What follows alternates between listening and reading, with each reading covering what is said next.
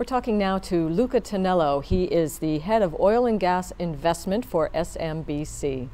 Thanks for coming in to talk to us today. Tell me a little bit about SMBC and what kind of investing you're doing in the Southeast Asia region. Thank you, Katie. SMBC is an international bank, one of the major Japanese banks, but it's very focused in the Asian market and in the energy sector. Oil and gas is a big part of what we do and our portfolio in Asia.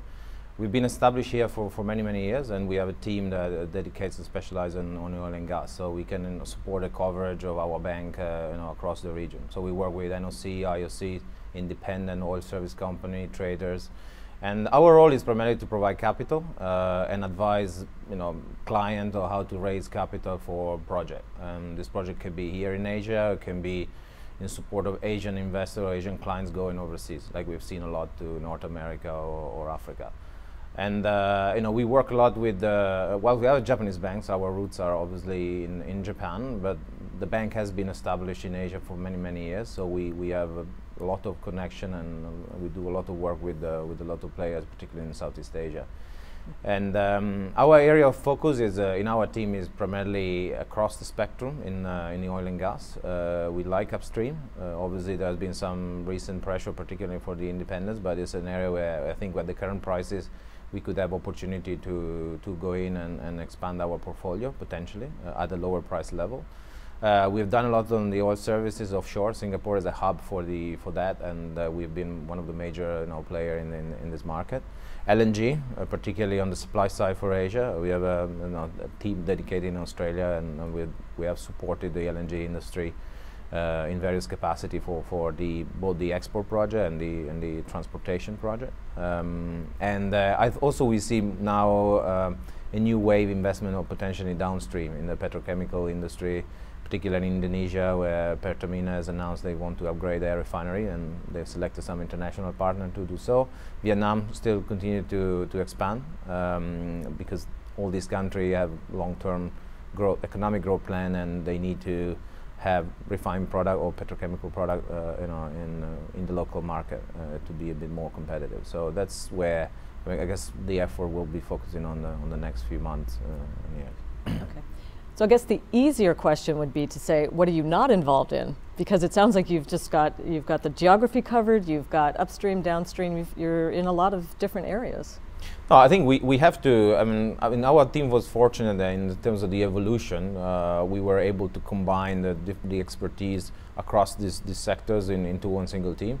Sometimes other institutions have a pocket, because even if the oil and gas industry is already a specialization for a financial institution, actually within the industry itself there are a lot of specialty. People that are very good upstream, sometimes they don't understand much about petrochemical or about oil services. So we have been fortunate to be able to put all these expertise in one place, so the clients know where to go and who to talk to, and that helps us to differentiate from competitors as well. Because I was talking to one of the private equity firm, and they clearly, when they know there are bankers, they understand the industry, they know where the deals are, and our role is not just to do the M&A and bring obviously deals like some of our investment bank colleagues, but it's really to provide the capital. But we also put in contact clients and sellers, buyers, and people in the industry, because we have a lot of flow, and so we get across to see a lot of deals in the region. So where do you see the best opportunity in Southeast Asia? Well, I think Southeast Asia depends. I think if you look at the oil service sector, a lot of companies have been probably oversold. I mean, I'm not really an equity analyst or investor expert, but clearly the market has been affected, because obviously they will suffer from sort of cut from the oil company side, and those exposed to volatile revenue will be the first affected. So in this sector, if there are investors looking to potential company merger, there are definitely probably valuation that are pretty attractive from that point of view. It's a sector that, from a funding point of view, banks still like, so I think generally have liked, so the access to capital is there. Of course, generally probably the bank market is a bit cautious, particularly with names that may be a stretch or they may have overborrowed in the last cycle, but it generally is a market where you can attract capital. So on that side, I think there will be opportunity. We hope to see more upstream. I mean, last year there were a lot of the U.S. company divested assets in Southeast Asia, Malaysia, Indonesia to move to North America. I don't know if that way will continue, but we hope to see maybe some transaction with some major probably divesting some assets in Southeast Asia, and so that will trigger some M&A. And so from the banker side, that's where the opportunity are. And also there's a lot of infrastructure investment that is still required in Asia. Asia is a consumer of energy and an importer, so there is still a lot of investment to be done to bring energy here. Especially in new market like maybe Philippines or even Pakistan, they all look to bring gas, to support their economic growth. So, what is your outlook for prices for 2015? Do you see stabilization, and is that affecting some of the deals that you're doing or hoping to do? Yeah. Okay, obviously price is an important subject for us. Our portfolio is not very exposed to the volatility of oil price. We have a lot of exposure to the LNG sector, but we are very comfortable where it is. Of course, it will affect in the sense that timing of some investment clearly will be delayed because oil company will try to probably revise some EPC cost or project cost, and the oil and the service sector also will be affected by that. But in terms of, we don't have an official house view as a bank, but we have we are guided by what a lot of people in the industry think or do.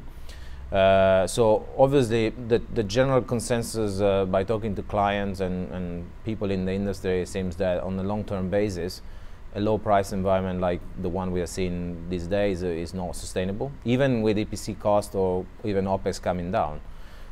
The general consensus seems to be there will be maybe a low price environment for 1 year or maybe 2, and then gradually oil price will resettle at a higher level, 70, 60. But for us, it's simply a function of cash flows and how project can be resilient in different environments. So we will not be stopped because we presume that the new project will just simply be done at with different assumption, and as long as the economic works for us is still.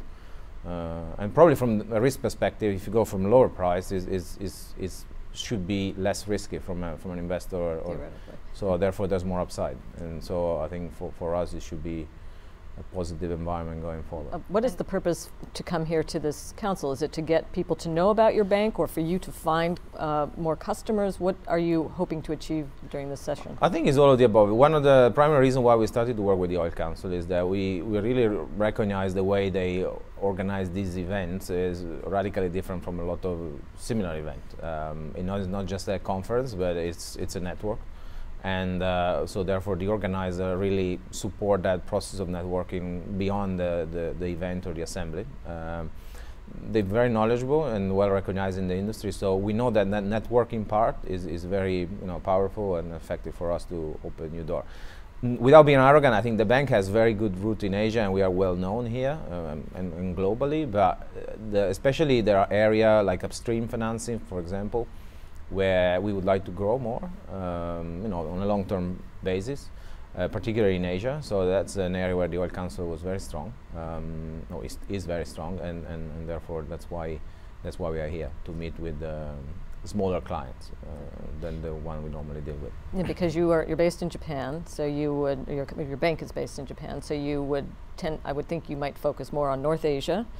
But yeah, the bank obviously has a big exposure to North Asia, but it's very well established in Southeast Asian market, in all the country, the oil producing country and the importing country. So I think from that angle, we are very keen to grow in those regions.